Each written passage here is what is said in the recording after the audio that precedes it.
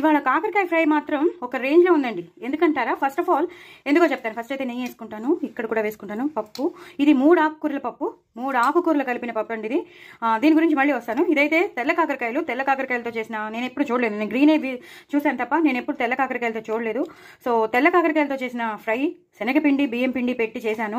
వెల్లుల్లిపాయలు లేకుండా, అల్లం వెల్లుల్లిపాయలు పేస్ట్ వేయకుండా, ఉల్లిపాయలు వేయకుండా చాలా సింపుల్గా, చాలా ఈజీగా, చాలా టేస్టీగా ఒక మసాలా పౌడర్ వేసి చేశాను. అది మీరు లాంగ్ వీడియోలో చూస్తే తప్పకుండా తెలిసిపోతుంది. ఎక్కువ 15 నిమిషాలు 15 నిమిషాలు నేను చెయ్యను కదా, నేను చాలా చిన్నగానే చేస్తాను కాబట్టి తప్పకుండా మీరు చూసుకుని చేసుకోండి. స్కిప్ చేయకుండా చూసుకోండి. సో దట్ మీకు ఏం పౌడర్ వేసానో తెలిసిపోతుంది. చాలా చాలా టేస్టీగా వచ్చిందండి. ఇలా సన్నగా తరుక్కుని పెట్టుకున్నాను.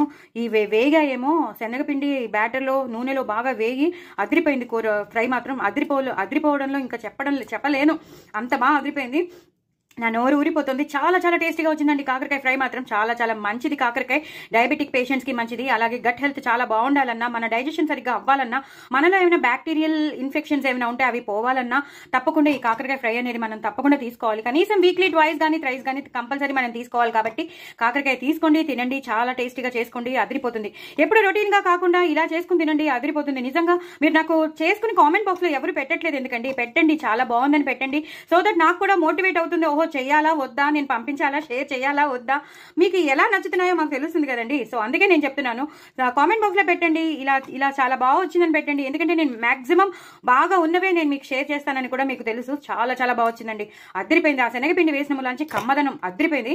ఇది 3 ఆకు కూరలు అంటే నేను మా ఇంట్లో ఉన్న బచ్చల కూర, పొనగంటి కూర, అలాగే గోంగూర 3 ఆకులు కలిపేసి చేశానండి. ఎందుకు స్పూన్తో అంటున్నారో, చాలా చాలా వేడిగా ఉంది. ఇప్పుడే దింపాను, ఇప్పుడే వేడిగా అన్నం కూడా ఉంది, పప్పు కూడా వేడిగా ఉంది, నేను పట్టుకోలేను. సో అందుకే ఇలా చేసినాను అనమాట.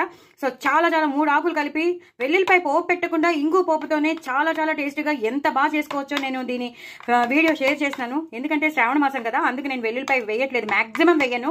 సో అందుకే మీకు చెప్తున్నాను, 10 సార్లు వెల్లుల్లిపాయ వేయట్లేదని అనుకోవద్దు. శ్రావణ మాసాన్ని నేను యూజ్ చేయట్లేదు. చాలా చాలా టేస్టీగా వచ్చిందండి. ఉల్లిపాయలైనా యూజ్ చేస్తాను కానీ అప్పుడప్పుడు వెల్లుల్లిపాయలు మాత్రం నేను మాక్సిమం యూజ్ చేయకుండా ఉండాలని నేను చూస్తున్నాను. సో ఇలా చేసేసుకోండి. 3 ఆకుకూరలు కలిపిన పప్పు, ఇంకా టమాటో కానీ, నిమ్మకాయ పిండుకోవడాలు కానీ, చింతపండు పిండడాలు ఏం అవసరం లేదు. ఎందుకంటే మనం గోంగూర వేసేసాం కాబట్టి చాలా చాలా టేస్టీగా వచ్చింది. ఇగో ఈ మిరపకాయలు నంచుకొని తినాలండి. ఇలా పెట్టుకుని, ఇలా ఒక ముద్ద పెట్టుకుని ఈ మిరపకాయ నంచుకుని తింటే ఒక రేంజ్లో ఉంటుంది. సో అన్ని మంచి మంచి హెల్దీ ఐటమ్స్. సో ఈ రెండింటికి నేను షేర్ చేస్తున్నాను, ఈ 2 రెసిపీస్ నేను మీకు షేర్ చేస్తున్నాను. ఎలా చేసుకోవాలో ఒకసారి లాంగ్ వీడియోస్ చూడండి, చేసుకోండి, చాలా చాలా బాగుంటుంది. నా ఛానల్ మాత్రం సబ్స్క్రైబ్ చేసుకోవడం అసలు మర్చిపోద్దండి. తప్పకుండా చూసుకున్నాక ఒక్కసారి ఏమనుకోకపోతే తప్పకుండా లైక్ చేయండి, షేర్ చేయండి, నలుగురికి నా ఛానల్ని ప్రమోట్ చేయండి. అలాగే సబ్స్క్రైబ్ చేసుకోవడం అస్సలు మర్చిపోద్దండి. మిగతా వాళ్ళని కూడా సబ్స్క్రైబ్ చేసుకోమని చెప్పండి. బాయ్ అండి.